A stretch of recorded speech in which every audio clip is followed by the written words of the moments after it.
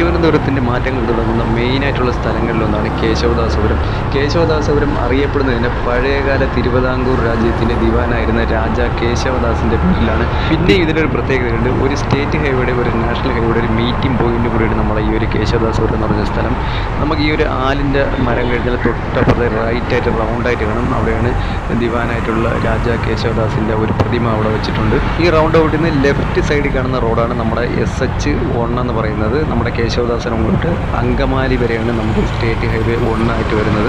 പിന്നെ NH എന്ന് പറഞ്ഞത് മുമ്പത്തെ ഒരു NH47 ആയിരുന്നു. പക്ഷെ അത് ഇപ്പോഴില്ല. ഇപ്പോൾ NH66 ഇവിടെ ഒരു എൻട്രി മാത്രമേ ഉള്ളൂ. NH66 എന്ന് പറഞ്ഞാൽ കന്യാകുമാരി തൊട്ട് പനവേലി വരെയുള്ള NH66 ഇത് നമ്മൾ കഴക്കൂട്ടം ടച്ച് ചെയ്യുന്നുണ്ട്, ഇതെല്ലാം ആക്കുളം ടച്ച് ചെയ്യുന്നുണ്ട്. 2-3 സ്ഥലങ്ങളിൽ ഇവിടെ നമുക്ക് മെയിനായിട്ടും ആ ഒരു NH നമുക്കിവിടെ മെയിനായിട്ടുള്ള എൻട്രി വരും. കേശവദാസപുരത്ത് നിന്ന് തിരുവനന്തപുരം സിറ്റിയിലോട്ട് പോകും. പിന്നെ മെയിനായിട്ട് ഉള്ള ഒരു അട്രാക്ഷൻ എന്ന് പറയുന്നത് നമ്മുടെ ഒരു വലിയൊരു സ്കൂൾ നമുക്കിവിടെ കാണാൻ പറ്റും. സെൻറ്റ് മേരീസ് സ്കൂള് ഏഷ്യയിലെ തന്നെ ഏറ്റവും വലിയ സ്കൂളാണ്. ഈ റൈറ്റ് സൈഡായിട്ട് കാണുന്നതാണ്. അതിൻ്റെ ഇപ്പോൾ ചേർന്നതിനൊരു വലിയൊരു പള്ളി നമുക്ക് കാണാൻ പറ്റും. ഏകദേശം 14,000 സ്റ്റുഡൻസ് ഇവിടെ പഠിക്കുന്നുണ്ട്. സെൻറ്റ് മേരീസ് സ്കൂൾ കഴിഞ്ഞാൽ റൈറ്റ് സൈഡ് നമുക്ക് ഫസ്റ്റ് റോഡ് കാണാൻ പറ്റും. അത് നേരെ മെഡിക്കൽ കോളേജിൻ്റെ വഴിയാണ് പോകുന്നത്. മെഡിക്കൽ കോളേജിനോടൊപ്പം ഇതുവഴിയല്ല നമുക്ക് ഉള്ളൂർ വഴിയാണ് മെയിനായിട്ടുള്ള റോഡ് വരുന്നത്. നമ്മൾ ഈ റോഡിൽ വരുന്ന വഴി തീർച്ചയായിട്ടും ഈ ഒരു റോഡ് വഴി ഒരു എളുപ്പ വഴിയാണ്. നേരെ മെഡിക്കൽ കോളേജിൻ്റെ ഫ്രണ്ടിലാണ് പോകുന്നത്. ഇത് കഴിഞ്ഞ് നമുക്ക് അടുത്ത് മെയിനായിട്ട് വരുന്നത് പറഞ്ഞാൽ തൊട്ടടുത്താണ് നമുക്ക് വരുന്നത് പട്ടം ഗേൾസ് ഹൈസ്കൂൾ. ഈ കാണുന്നതിന് പട്ടം ഗേൾസ് ഹൈസ്കൂൾ. അത് കഴിഞ്ഞ് അവിടെ മുന്നോട്ട് വന്നും ഇടത്തെ സൈഡിലായിട്ട് LICയുടെ മെയിനായിട്ടുള്ള ഓഫീസ് ഇവിടെ ഉണ്ട്. ഈ ഇടത്തെ സൈഡിൽ കാണുന്നത് LIC. സാധാരണഗതിയിൽ നിങ്ങൾ ഇവിടെയൊക്കെ നല്ല തിരക്കുള്ളതായിരുന്നു ഈ സമയങ്ങളിലൊക്കെ. പക്ഷേ എന്ന് പറഞ്ഞാൽ സ്കൂളിൽ എക്സാമും ബായി കാര്യങ്ങളുള്ളതായിരിക്കും. വലിയ തിരക്കോ ബായി കാര്യങ്ങളോ ഒന്നും തന്നെ ഇല്ല. ഈ മെയിൻ റോഡിൽ തന്നെ ഏകദേശം ഒരു 3 സ്കൂളുകൾ നമ്മളിപ്പോൾ പോകുന്ന ഏരിയയിൽ തന്നെ ഉണ്ട്. ശകലം മുന്നിലോട്ട് പോയി കഴിഞ്ഞാൽ റൈറ്റ് സൈഡായിട്ട് കേന്ദ്രീയ വിദ്യാലയം കാണാം. അതിൻ്റെ കോമ്പൗണ്ടാണ് നമ്മളിപ്പോൾ കാണുന്നത്. അതിൻ്റെ കൂടെ ചേർന്ന് തന്നെയാണ് നമ്മുടെ PSCയുടെ മെയിനായിട്ടുള്ളൊരു ഓഫീസ് വരുന്നതും ഇവിടെ തന്നെയാണ്. ഈ റൈറ്റ് സൈഡിൽ തന്നെയാണ്. പിന്നെ അതിൻ്റെ തൊട്ടടുത്ത് തന്നെയാണ് നമ്മുടെ തിരുവനന്തപുരം ജില്ലാ പഞ്ചായത്തിൻ്റെ കാര്യാലയം വരുന്നത്. ഈ റൈറ്റ് സൈഡിൽ തന്നെയാണ്.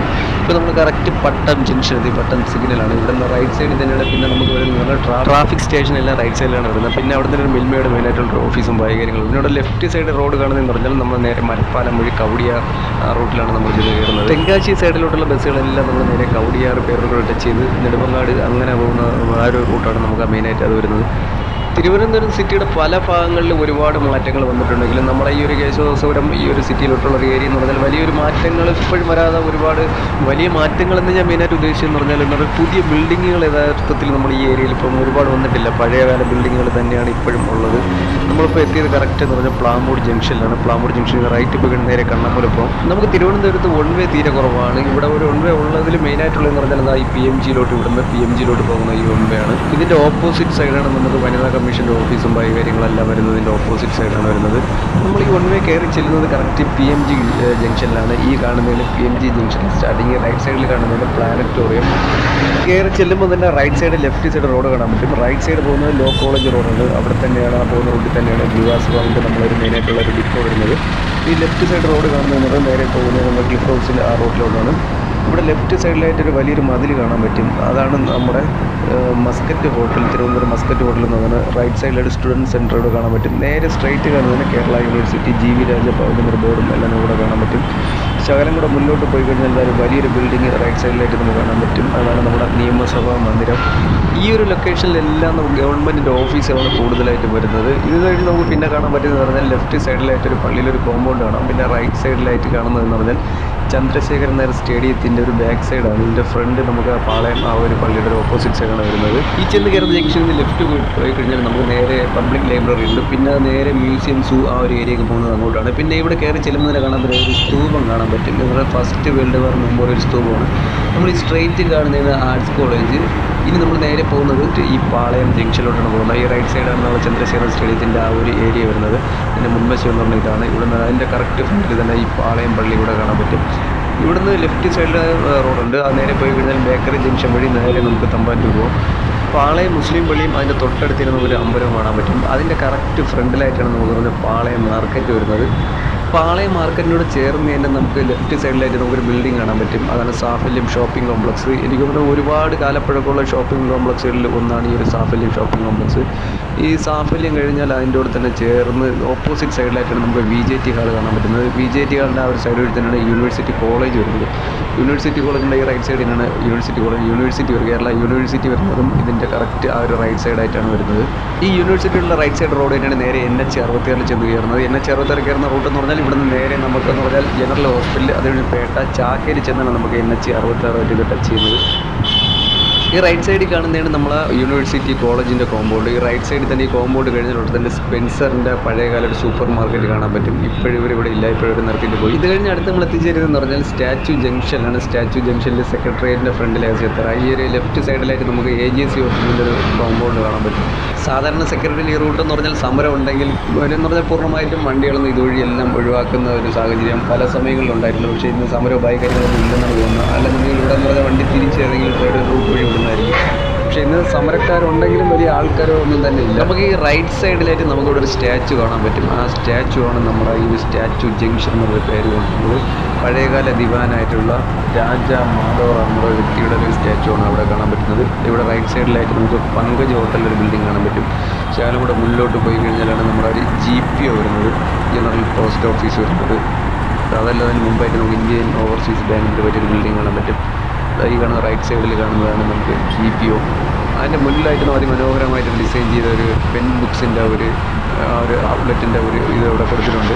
ഈ ഒരു റൈറ്റ് സൈഡിൽ കാണുന്നതിന് പെൻ ബുക്സിൻ്റെ ആ ഒരു ഔട്ട്ലെറ്റ്. സെക്രട്ടേറിയറ്റ് കഴിഞ്ഞാൽ അങ്ങ് തിരുവനന്തപുരം എന്ന് പറഞ്ഞാൽ പ്രോപ്പർ തിരുവനന്തപുരം ആ ഒരു ബസ് സ്റ്റാൻഡ്, ആ ഒരു ചാല, ആ ഒരു ഏരിയ, പിന്നെ വരുന്നത് ഈസ്റ്റ് കോട്ട്, ആ ഒരു സൈഡ് വരെ എല്ലാം നമുക്ക് ഷോപ്പിങ്ങിന് വേണ്ടി മാത്രം ഒരുപാട് ഇതാണ് ഒരു ഷോപ്പുകൾ മാത്രമാണ് നമുക്ക് രണ്ട് സൈഡിലും കാണാൻ പറ്റുന്നത്. ഇവിടുന്ന് റൈറ്റ് ലെഫ്റ്റ് ആയിട്ട് ഒരുപാട് ചെറിയ ചെറിയ റോഡുകളുണ്ട്. ഈ റൈറ്റ് സൈഡ് കഴിഞ്ഞ ലെഫ്റ്റ് സൈഡിൽ ഒരുപാട് എന്ന് പറഞ്ഞാൽ വിദ്യാഭ്യാസ സ്ഥാപനങ്ങളിൽ ഷോപ്പുകളാണ് ഏറ്റവും കൂടുതലുള്ളത്. പിന്നെ നമുക്ക് റൈറ്റിൽ ഇവിടെ മെയിനായിട്ട് എടുത്ത് പറയുന്നൊരു സാധനം എന്ന് പറഞ്ഞാൽ ആയുർവേദ കോളേജ്. ഈ ഒരു ജംഗ്ഷൻ്റെ പേര് തന്നെ അറിയുന്ന ആയുർവേദ കോളേജ് ജംഗ്ഷൻ. ഈ ഒരു റൈറ്റ് സൈഡ് കാണുന്നതാണ് ആയുർവേദ കോളേജ്.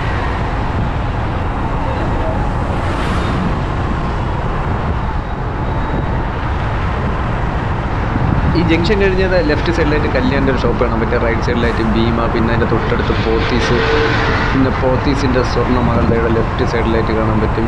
എല്ലാം എന്താ ഷോപ്പിങ്ങിന് വേണ്ടി മാത്രമുള്ള ഏരിയകളാണ്. ഇത് കഴിഞ്ഞാൽ ശകലം കൂടെ മുന്നോട്ട് പോകുമ്പോൾ തന്നെ അതിൻ്റെ റൈറ്റ് സൈഡിലായിട്ട് ജയലക്ഷ്മിയുടെ ഒരു വലിയൊരു ഷോപ്പ് കാണാൻ പറ്റും. റൈറ്റ് സൈഡിൽ നമുക്ക് ഒരു ബോർഡ് കാണാൻ പറ്റും. നമ്മളിപ്പോൾ അടുത്തെത്തിയ ജംഗ്ഷൻ എന്ന് പറയുമ്പോൾ ഓവർബ്രിഡ്ജ് ജംഗ്ഷനാണ്. ഇവിടെ ലെഫ്റ്റ് സൈഡായിട്ട് SMB സ്കൂൾ കാണാൻ പറ്റും. നമ്മൾ ഇവിടുന്ന് സ്ട്രെയിറ്റ് പോയി കഴിഞ്ഞാൽ നേരെ പോകുന്നത് ഈസ്റ്റ് കോട്ടാണ് പോകുന്നത്. നമ്മൾ ഈസ്റ്റ് കോട്ടല്ല, നമ്മൾ ലെഫ്റ്റ് സൈഡിലോട്ടുള്ള റോഡിലാണ് ലെഫ്റ്റ് സൈഡ് പോകുന്നത്. തിരുവനന്തപുരം സെൻട്രലോട്ടാണ് പോകുന്നത്. ഇവിടേക്ക് ഷോപ്പിങ്ങിന് വരുമ്പോൾ വളരെ ബുദ്ധിമുട്ടുള്ളൊരു കാര്യം തന്നെയാണ്. എന്ന് പറഞ്ഞാൽ വണ്ടി പാർക്ക് ചെയ്യാനുള്ള സൗകര്യം തീരെ കുറവാണ്. നമ്മളിപ്പോൾ പറഞ്ഞ നേരത്തെ കണ്ട ഭീമ അല്ലെങ്കിൽ പോത്തീസ് ആയി കഴിഞ്ഞാലും അവരുടേതായിട്ടുള്ള പാർക്കിംഗ് ഉണ്ട്. ബാക്കിയുള്ള ഈ ചെറിയ കടകളിലൊക്കെ നമുക്ക് ഈ ഷോപ്പിങ്ങിന് വരുന്നത് വളരെ ബുദ്ധിമുട്ട് തന്നെയാണ്. വാഹനം പാർക്ക് ചെയ്ത് കഴിഞ്ഞാൽ അപ്പോഴും പെറ്റി വരും. അതുകൊണ്ട് നോക്കിയും കണ്ടൊക്കെ ഈ സൈഡിലൊക്കെ പാർക്ക് ചെയ്യുക. പല സ്ഥലങ്ങളിലും പാർക്ക് ചെയ്യാൻ പറ്റാത്തൊരു കണ്ടീഷനിൽ. അതാണ് നമുക്ക് ഇവിടെയൊക്കെ ഇപ്പോഴും ഒരുപാട് കച്ചവടം കുറയാനൊക്കെ ഉള്ള മെയിനായിട്ടുള്ളൊരു കാരണം. ഇവിടുന്ന് ലെഫ്റ്റ് സൈഡ് പോയി കഴിഞ്ഞാൽ നമുക്ക് ബേക്കറി ജംഗ്ഷനിൽ പോകാൻ പറ്റും. ബേക്കറി ജംഗ്ഷനിൽ പാളയം പോകാൻ പറ്റും. ഇത് റൈറ്റ് സൈഡ് കാണുന്നതിൽ നമ്മുടെ ഒരു റെയിൽവേ സ്റ്റേഷൻ്റെ ഒരു കോമ്പൗണ്ടായിട്ട് വരുന്നത്. എല്ലാ റെയിൽവേ സ്റ്റേഷനും ഇപ്പോൾ ലെഫ്റ്റ് സൈഡിലായിട്ട് നമുക്ക് KTDCയുടെ ചൈത്രം ഹോട്ടലിൻ്റെ ഒരു വലിയൊരു ബിൽഡിംഗ് കാണാൻ പറ്റും. ഈ റൈറ്റ് സൈഡ് എന്ന് പറഞ്ഞാൽ തിരുവനന്തപുരത്തിൻ്റെ പല ഭാഗങ്ങളിലോട്ട് പോകുന്ന ലോക്കൽ ബസ്സുകൾ ആണ് ഇവിടെ നിർത്തിയിട്ടിരിക്കുന്നത്. റൈറ്റ് സൈഡിൽ ലെഫ്റ്റ് സൈഡിൽ നമുക്ക് അതിമനോഹരമായിട്ടൊരു ബിൽഡിംഗ് കാണാൻ പറ്റും. ഇതാണ് ഇന്ത്യൻ കോഫി ഹൗസ്. അതിൻ്റെ ഏറ്റവും ടോപ്പിലായിട്ട് ചെറിയൊരു ബോർഡെല്ലാം നമുക്ക് കാണാൻ പറ്റും. ഇതെന്ന് പറഞ്ഞാൽ തിരുവനന്തപുരത്തിൻ്റെ ഐക്കോണിക് ബിൽഡിംഗ് എന്ന് വേണമെങ്കിൽ പറയാം. ഇവിടുന്ന് ലെഫ്റ്റ് സൈഡിലായിട്ട് നമുക്കത് ഇവിടെ ഒരു വലിയൊരു ബിൽഡിംഗ് കാണാൻ പറ്റും. അതാണ് Thiruvananthapuram KSRTC bus stand. Long ബസ്സുകളെല്ലാം എടുക്കുന്നത് ഇതിനകത്ത് നിന്നാണ് മെയിനായിട്ട് വരുന്നത്. മറ്റ് ലോക്കൽ ബസ്സുകൾ വരുന്നത് നമ്മൾ നേരത്തെ കണ്ട റൈറ്റ് സൈഡിൽ നിന്നും, അല്ലാതെ നമുക്ക് പിന്നെ വരുന്നതെന്ന് പറഞ്ഞാൽ ഈസ്റ്റ് കോട്ട് നിന്നാണ് ലോക്കൽ ബസ്സുകൾ വരുന്നത്. ഇതെല്ലാം ഈ ഫസ്റ്റ് ലെഫ്റ്റ് കാണുന്നത് പാർക്കിംഗ് ഏരിയയാണ്. ഇതാണ് മെയിനായിട്ടുള്ള എൻട്രൻസ് എന്ന് പറയുന്നത്. ഇത് കഴിഞ്ഞ് തൊട്ടപ്പുറത്തൊരു പിന്നെയും നമുക്കൊരു പാർക്കിംഗ് ഏരിയ കാണാൻ പറ്റും. ആ ഒരു കാണുന്നതാണ് ആ ഒരു റൗണ്ട് ഷേപ്പ് കാണുന്നതിന് പാർക്കിംഗ് ഏരിയ എന്ന് പറയുന്നത്. ഇതിൻ്റെ കറക്റ്റ് ഓപ്പോസിറ്റ് തന്നെ തിരുവനന്തപുരം സെൻട്രൽ റെയിൽവേ സ്റ്റേഷൻ കാണാൻ പറ്റും. ഈ ഒരു റൗണ്ട് ബോട്ട് കറങ്ങി വന്ന് നേരെ കയറുന്നത് റെയിൽവേ സ്റ്റേഷനകത്തോട്ടാണ്. പിന്നല്ലാതെ പാർക്കിംഗ് ഏരിയ വരുന്നതെന്ന് പറഞ്ഞാൽ നമുക്ക് ഇവിടുന്ന് സ്ട്രെയിറ്റ് ഇതാ ഒരു ആ ബിൽഡിംഗ് കാണാൻ പറ്റും. ഇതും തിരുവനന്തപുരം കോർപ്പറേഷൻ്റെ ഒരു പാർക്കിംഗ് ഏരിയയാണ്. പിന്നെ അതുപോലെ തന്നെ നേരെ കയറി ചെല്ലുന്ന റെയിൽവേ സ്റ്റേഷൻ്റെ ആ ഒരു വാതിലിൻ്റെ അങ്ങോട്ടൂടെ പോകുന്നത്.